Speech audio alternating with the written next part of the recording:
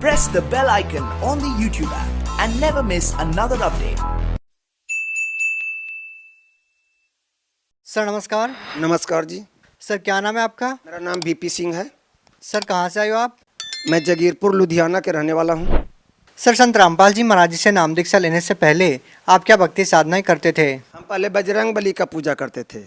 कुछ दिन बजरंग बली के पूजा करते करते उनको छोड़ करके फिर शंकर भगवान की पूजा करने लगे और शंकर भगवान की पूजा करते करते मैं अमरनाथ तक गया। अमरनाथ भी होकर के आया शंकर भगवान का। उस दिन मैंने डिसीजन किया कि जब भी मैं मरूंगा तो शंकर भगवान के चरणों में अमरनाथ जा करके मरूंगा। सबको पूजा करते थे, लेकिन पूजा करते करते हमको ये पोजीशन आया कि दिन प्रतिदिन हमारी सेहत डाउन हो गया और सब कुछ खत्म होने वाला हो गया। एक बार क्या हुआ कि मैं एक बार बीमार पड़ गया। तो बीमार कैसे पड़ा? हमारा हाइड्रोसिल का ऑपरेशन हुआ था। हाइड्रोसिल ऑपरेशन ठीक हुआ तो हमारा एक दिन बुखार लगा, दूसरे दिन हमने सेल डाउन हो गया। सेल डाउन इतना हो गया 1 लाख बचा। 1 लाख के बाद में हमको पानी चढ़ाया गया। पानी चढ़ाने के बाद में दिन प्रतिदिन सेल डाउन होता है। अब सिर्फ मेरे को 4000 सेल बचा था। 4000 सेल में डॉक्टर बोलता है कि तो कोई जिंदा ही नहीं होता 4000 में। सर जैसा कि आप देवी देवताओं की पूजा करते थे, भगवान शिव के अंदर आपकी बहुत दृढ़ आस्था थी, तो सर उन पूजाओं को छोड़कर आप संत रामपाल जी महाराज जी के शरण में कैसे आए? हम पहले बच्चे लोगों को पढ़ाते थे तो हमारे पास एक भगत जी आए थे, दुर्गेश दास नाम था। उन्होंने मेरे को बोले कि आप हमारे बच्चे को पढ़ाइए। मैं बोला हमारे पास टाइम नहीं है। तो उन्होंने बोले 10 बजे रात में पढ़ाओ। मैं बोला टाइम ही नहीं है, 10 बजे मैं ड्यूटी से आता हूँ। कहते कितना पैसा लोगे? हम कि चाहे जितनी पैसा दे दो हम नहीं पढ़ाएंगे। बोलता मैं तुमको 5000 रुपया ट्यूशन फीस दूंगा, पढ़ाओ मेरे बच्चे को। मैंने बोला 5000 तो छोड़ो, 50,000 रुपया भी दोगे तो तुम्हारी बच्ची को नहीं पढ़ाऊँगा। दूसरे दिन जब ड्यूटी से मैं आया, बच्चे 2-3 बैठे हुए थे पढ़ने के लिए, उनकी भी बच्ची आ गई। मैंने बोला कि बच्ची को तो मैं पहले बोला कि मैं पढ़ाऊँगा नहीं, तो ये बच्ची हमारे पास आई कि हम अपनी भगवती जी को, हम अपनी वाइफ को बहुत डांटा कि हमारे घर में ये लड़की नहीं आना चाहिए पढ़ने के लिए। बच्चे को हम नहीं पढ़ाते मेरा मन उब गया था, इसीलिए नहीं पढ़ाना चाहते थे किसी को। तो उस दिन तो उस लड़की को मैंने भगा दिया। दूसरे दिन फिर आ गई वो लड़की। मैंने बोला आज ये लड़की क्यों आई है? तो कहता उसकी डैडी गेट पर है। मैं बोला खबरदार उसके बाप को अंदर नहीं आने देना, अगर उसका बाप अंदर आ गया तो सबको घर से बाहर निकालूंगा। फिर वो लड़की को बोले चल छुट्टी हो गया, जाओ, हो गया पढ़ाई ख़त्म। वो लड़की गई और उसने एक किताब लेके आ गई। बोलता है कि हम बोले कि अब क्या करने आई हो? अब तो छुट्टी कर दिया तो फिर दोबारा किस लिए आई हो? कहता है ये किताब लीजिए। मैं बोला कि वो तेरी की किताब लेने आया, मत्थे पर मैंने हारा। मैं बोला हम जो भी पढ़ते हैं पॉजिटिव एटीट्यूड की किताब पढ़ते हैं, दूसरा किताब तो पढ़ती ही नहीं है, रख दो उधर, हमें क्या कर लेना किताब से। उसके बाद में बोला वो लड़की तो चली गई। उस किताब में मैंने ये देखा ज्ञान गंगा लिखा हुआ था। मैंने मन में सोचा कि ज्ञान गंगा लिखने का कारण क्या होगा? इसका मतलब है कि इसमें जो ज्ञान है, जो भी ज्ञान है वो गंगा की तरह पवित्र हो गया। दूसरी बात, तो जब किताब अट्रैक्टिव हो गया, मैंने उसको खोल के पढ़ने लगा तो उसमें देखे हैं लिखा हुआ था कबीर साहब जी। मैंने फिर माथा पर हाथ मारा। मैं लो हो गया सत्यानाश, एक कबीर जी तो उल्टे ही बानी बोलते हैं। ठीक है, मैंने मन में सोचा कि जब उल्टा ही बानी बोलते हैं तो मैं किताब भी उल्टा ही पढ़ के देखता हूँ। जब एक बार किताब पढ़ा तो पढ़ते पढ़ते 12 बज गया। पहला स्टोरी पढ़ा, भक्तों की मतलब जो उसमें अनुभव लिखा होता है वो मैंने पढ़ा। फिर दूसरा अनुभव पढ़ा, फिर 1 बज गया। फिर मैंने किताब बंद किया, सो गया। दूसरा दिन मैंने सवेरे छुट्टी करके आ गया, खाना खा करके, बच्चे को कुछ ही नहीं पढ़ाया, मैंने किताब पढ़ने लग गया। किताब मैं पुट्ठा ही पढ़ता था, सीधा नहीं पढ़ता था, उल्टी साइड से। तो उसके बाद में किताब पढ़ने से हमें इतना मतलब चालू हो गया कि अंदर में मेरे को बेचैनी हो गया। फिर जो किताब दिया था उसको मैंने एक कॉलर पकड़ लिया यहाँ से। मैं बोला तुमको जान मार दूंगा, तुमको रहने नहीं दूंगा। 2 ही बंदे लुधियाना में रह सकते, या तो तुम रहोगे या मैं रहूँगा। कहता आखिर बात क्या है? मैं बोला कि जहाँ पर ये आश्रम है वहाँ मेरे को पहुँचा दो, नहीं तो 2 दिन के अंदर मैं तुमको जान मार दूंगा। उसने कहा क्या कि जी एक बंदे को भेजा, इतना छोटा सा लड़का था, उसको बोला कि इसके साथ चले जाओ। उस लड़का को मैंने कॉलर पकड़ा, मैं बोला कि अगर आश्रम तक तो पहुंचा दिया तब तो ठीक है, और नहीं तो हम कराटे जानते हैं, हम तुमको मार देंगे जान। कहता हम पहुंचा देंगे। जब वहाँ पर गए, वहाँ की रौनक देखे सतलोक आश्रम बरवाला में, आज तक तो ऐसा रौनक मैं अपने कहीं पर ज़िंदगी में देखा ही नहीं। वहाँ का जो मान सम्मान, इज्जत, खाने पीने का ढंग, उठने बैठने का ढंग, रहने का ढंग, आज तक मैंने अपना घर में देखा, ना ससुराल में देखा, कहीं नहीं देखा। वहाँ से मैंने नाम दाम लेकर के मैं वापस आ गया। जब वापस आ गया, हमारे साथ एक लड़का भी गया था, छोटा लड़का था, वो लड़का भी साथ में आ गया। वो लड़का बोले लगा वहाँ पर हलवा भी खाने को मिलता है, पूरी भी खाने को मिलता है, चावल खाने को मिलता है, खीर खाने को मिलता है। उतनी 10 दिन के अंदर में हमारा बच्चा ने ऐसी मोटिवेशन हमारी बात में हुआ, हमारे पूरे परिवार जा कर के वहाँ पर नाम दाम ले लिए। सर आपने संत रामपाल जी महाराज जी से नाम दीक्षा कब ली? 12/6/2014 में मैंने नाम दाम लिया। सर हम आपसे जानना चाहते हैं कि आप संत रामपाल जी महाराज जी के किन बातों से प्रभावित हुए? क्या संत रामपाल जी महाराज जी के ज्ञान से प्रभावित हुए या उनके आश्रम में दी जाने वाली सुविधाओं से? नहीं, जो मैंने किताब पढ़ा उसमें जो भक्तों ने लिखा था कि हमारे ये फ़ायदा हुआ, ये फ़ायदा हो गया, हम बचपन से वही चाह रहे हैं कि आखिर कौन सी ऐसी चीज़ है, कौन सी ऐसी मंत्र है जिससे इतनी फ़ायदा हो रहा है। हम तो उस चीज़ के तलाश में थे। सर आपने पुस्तक के माध्यम से भक्तों के अनुभव को जाना, तो सर हम आपसे जानना चाहते हैं कि आपको संत रामपाल जी महाराज जी से नाम दीक्षा लेने के बाद क्या लाभ मिले? सर हमारा तो बहुत अनुभव है, हमारी तो दिन प्रतिदिन का अनुभव है। जब मैंने नाम दाम लेके आया था उस समय हमारा कारोबार सारा बंद हो चुका था।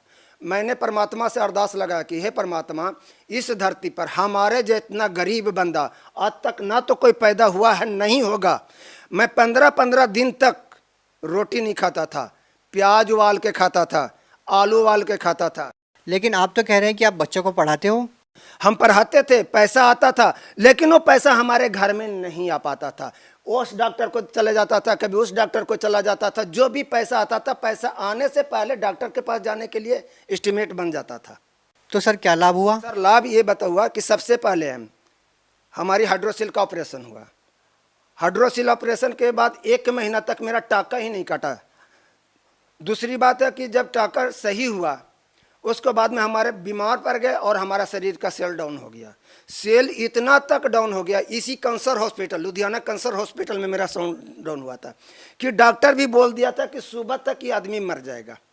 जब डॉक्टर बोल दिया कि सुबह तक आदमी मर जाएगा, तो हमारी घरवाली रोना धोना शुरू कर दिया। 4000 तक हमारी सेल की संख्या हो चुकी थी और हम 5 भाई हैं। 5 भाई में 4 भाई मेरा मर गया है, हम अकेला भाई थे जो एक थे। तो मैं ये सोच रहा था कि अब हमारा भी नंबर लग गया। तो हमने गुरुजी के पास फ़ोन किया, संत रामपाल जी के पास मैंने फ़ोन किया। तो संत रामपाल जी भगवान जी ने बोले कि जिसको आपको आसरा है, जो आपको मदद कर सकता है, उसके पहले फ़ोन कर लो। 1 घंटा तक सबको फ़ोन मिलाया, फ़ोन ने किसी ने मेरे को जवाब नहीं दिया, यहाँ तक कि स्विच ऑफ कर लिया। फिर संत रामपाल जी मेरे गुरुजी बोले कि बेटा अब तू नहीं मरेगा। जब हमारे बोल दिए कि बेटा तू अब नहीं मरेगा, तो हमारी घरम पत्नी रोना बंद कर दिया। उसके बाद में मेरे को अभी तक ये नहीं पता चला कि क्या हुआ। इतना मेरे को पता, 1 बजे रात में एक आदमी आया, इसमें सिरिंज चलाया, एक इसमें सिरिंज चलाया। सुबह होते होते डॉक्टर सबसे पहले मेरे पास आ गया। कहता ये बंदा जिंदा कैसे है? तो कहता कि जिंदा है भाई, अब ठीक लग रहा है। कहता इसको तो सुबह होते होते मर जाना चाहिए था, इसका रिपोर्ट लगाओ। जब रिपोर्ट दोबारा मंगाया तो उसमें 16,000 मेरा सेल बना हुआ था। डॉक्टर बोल रहा, मेरी घरवाली मेरी पत्नी को बोला कि इधर आओ। बुला के बोलता कि तुम किस देवी देवता का पूजा करते हो? उन्होंने बोला कि हम संत रामपाल जी को हम पूजा मानते हैं, हमारा गुरु हैं, उन्हीं को दिए हुए को हम पूजा करते हैं। तो बोले कि अब उनकी बदौलत से ये बच गया, वैसे बचने वाला ये नहीं था। जब इतना बात बोला तो हमारे को भी आंखों में आंसू आने लगा कि परमात्मा की दया से आज बच गया। फिर दूसरा ये पॉइंट है कि एक कारों के शोरूम में हम चौकीदारी करते थे। चौकीदारी में क्या होता था कि उस दिन बरसात के सीजन में मैं अकेला ड्यूटी कर रहा था चौकीदारी का, और वहाँ कोई बंदा नहीं था। रात में बारिश पड़ रहा था। सुबह 7:30 6:30 के नियर अबाउट में आग लग गई। आग कैसे लगी हमें भी पता नहीं लगा, क्योंकि वो दरवाज़ा बंद था, कोई आया नहीं, कोई गया नहीं, उसमें आग लग गया। आग लगने से करोड़ों की संपत्ति जल के राख हो गया। सुबह जब मीडिया वाले आए, पुलिस वाले आए, तो पुलिस वाले बोल रहे हैं कि इसने खुद आग लगाया है, क्योंकि यहाँ तो कोई आया नहीं है, तो इसमें आग कौन लगाएगा। सब बोलता था तूने आग लगाया, कैसे आग लगाया। मैंने बोला कि मैंने आग नहीं लगाया हूँ, कैसे आग लगा वो भी मेरे को पता नहीं है। तो लोग कहता है कि इस अकेला आदमी है, आग लगी है, इसका कहता कि पता नहीं, इसका मतलब इसी का हाथ है, इसको भी आग में डाल दो। 1 करोड़ रुपया जल गया तो कोई फर्क नहीं पड़ा, ये भी मर जाएगा तो कोई फर्क नहीं पड़ा, सारा एक मत हो गया। और चारों तरफ से हमारे को कोई कुछ टार्चर करने लग गए। मैंने कहा कि अपने आश्रम में संत रामपाल जी भगवान मालिक के पास हमने फ़ोन मिलाया। वहाँ से मेरे को रिप्लाई आया कि बेटा आग लगी, ठीक है, भागना नहीं, वहीं पर रहना, और तू ये काम कर। मैं बोला कि यहाँ पर हमारे को लोग बहुत उल्टा पुल्टा बोल रहे हैं कि आग में इसको डाल दो, ये कर दो, वो कर दो। फिर बोले तू भागना नहीं, तू अपना मंत्र चालू कर। जैसे मंत्र मैंने चालू किया, लोग वहाँ से हटना शुरू हो गए। शाम तक भी नहीं हटे। शाम को सब अपने ड्यूटी से जा रहे थे, उस समय एक बंदे को मैंने पकड़ लिया। मैंने बोला कि सुबह से सब हमारे को बोल रहे हो कि इसको जान मार दो, इसको ऐसे कर दो, ऐसे कर दो, अब हमारे से क्यों नहीं पूछ रहे हो कि आग लगी कैसे। एक बंदा बताया कि अब तुमसे कोई नहीं पूछेगा कि आग कैसे लगी। मैं बोला इसका रीज़न बताओ, क्यों नहीं आग लगे, कैसे, क्यों नहीं पूछेगा। कहता है कि सारा 12-14 कमरे थे और सारा बंद थे। अब ये नहीं पता कि जिसमें आग लगी थी वो कैमरा चालू कैसे हुआ। उस कैमरे ने बता दिया कि बारिश के वजह से पानी टप टप टप टप गिर रहा था और उसके कारण शॉर्ट सर्किट हुआ और शॉर्ट सर्किट से आग लग गया और उसके कारण जल गया। उसको बाद में फिर दोबारा मेरे से कोई नहीं पूछा। तीसरा लाभ, हमारी पत्नी को सीने में दर्द होता था, उसने अल्ट्रासाउंड कराया तो बोलता है कि पित्ते में पथरी है। मैंने बोला पित्ते में पथरी है तो ठीक है, हमारे अगल बगल वाले बंदे 3-4 बंदे को भी पित्ते की पथरी उसी डॉक्टर ने बताया था और सबको ऑपरेशन हो गया। तो हमने बोला कि नहीं, हम संत रामपाल जी को मानते हैं और हमारा गुरु है, जो कहेंगे वही करेंगे। हमने फ़ोन लगा के बोला कि हे मालिक, ना तो हमारे पास पैसा है और ना मैं इनकी ट्रीटमेंट करा सकता हूँ, ये बच्चा आपका है, आप जाने, हमारा तो काम सिर्फ भक्ति करना है। मैंने अपनी पत्नी को बोला 2 दिन को टाइम दो, 2 दिन के बाद में अगर हमारा जो रिजल्ट आ जाएगा, गुरुजी जैसे बोलेंगे वैसे काम करेंगे। गुरुजी को फ़ोन किए, गुरुजी ने हमारे को रिप्लाई में बोले कि बेटा जिस डॉक्टर के पास तूने बोला था कि पित्ते में पथरी है, तुम उसी के पास जाकर के दोबारा चेक करा लो। दूसरे दिन जब 2 दिन के बाद जब मैंने चेक कराने गया तो हम साथ में गए थे, जब हमारे सामने चेक किया तो पथरी था ही नहीं। ये चमत्कार है हमारे साथ।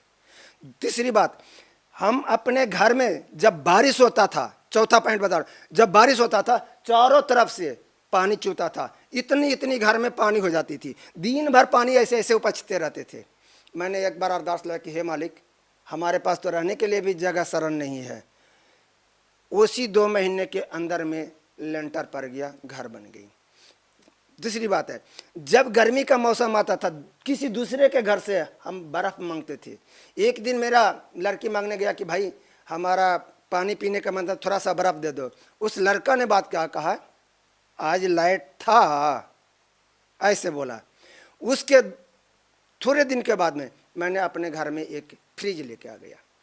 फिर गुरुजी का सत्संग आता था साधना चैनल पर, संत रामपाल जी का सत्संग आता था साधना चैनल पर। हमको सत्संग के बिना हमको बेचैनी हो जाता था। जब हम किसी को घर में जाते थे देखने के लिए टाइम से, तो बोलता था हमारा तो सीरियल नुकसान हो जाएगा, हमारा सीरियल नुकसान होगा। फिर परमात्मा को अरदास लगाए तो आज तक 30 साल के अंदर में एक झुनझुना नहीं खरीदा, आज 32 इंच का मैंने LED खरीद कर देख रहा हूँ। चौथी बात है, जब मैं थोड़ा जो भी पैसा हम कमाते थे, हमारी बच्चे का, एक छोटा बच्चा है 10 साल का, उसको बचपन से ही सारा शरीर जो है हाथी के चमड़ा जैसा था। हमारे घर में हमारे बच्चे, दूसरे बच्चे बोलते थे हाथी का चमड़ा आ गया, हाथी का चमड़ा आ गया। उसका शरीर ऐसे फट जाता था सारा शरीर। तो हमने बोला बच्चे को कि बेटा आश्रम में तो जाएंगे, गुरुजी ने आशीर्वाद दे रहे थे। लड़का ने बोला कि गुरुजी हमारा शरीर देख लो। गुरुजी ने सारा शरीर देखे, जबकि हमारा लड़का का बीमारी बचपन से ही था, 3 साल का ही से था। और नमोनिया, वो डॉक्टर भी बोला था कि इसका नमोनिया नहीं जाएगा, इसका बीमारी नहीं जाएगा। पीएमसीएच पटना बिहार का सबसे टॉप हॉस्पिटल है, पीएमसीएच का डॉक्टर उसका इलाज नहीं किया। लुधियाना का दिरेसी का हॉस्पिटल, उससे भी सही नहीं हुआ। बड़े बड़े डॉक्टर से मैंने दिखाया, नहीं हुआ। तो गुरुजी ने एक ही बात बोले कि बेटा जाओ, भक्ति करो, परमात्मा दया करेंगे। आप यकीन माने 20 दिन के अंदर में हमारा लड़के का शरीर सही हो गया, बिना दवाई का। ये हमारा फायदा हुआ है। और आज परमात्मा की दया, गुरु जी के, संत रामपाल जी की दया से घर में सुख और शांति है। सर, आप भगत समाज को क्या संदेश देना चाहते हैं? भगत समाज को हम तो प्रार्थना करना चाहते हैं कि जिस तरीका से जिस भी भगत भाई को कोई भी बीमारी है, हमारे गुरु जी कहते हैं कि कैंसर होवे चाहे कैंसर का बाप होवे, भक्ति करो, कैंसर का बाप भी भाग जाएगा। कोई भी बीमारी है, आज तो लाखों प्रमाण मंगला, जितनी शुगर की बीमारी आज तक कोई भी डॉक्टर सही नहीं कर पा सकता है। संत रामपाल जी के आशीर्वाद से, मंत्र से ही सारा रोग भाग जाता है। जी धन्यवाद। सत्य।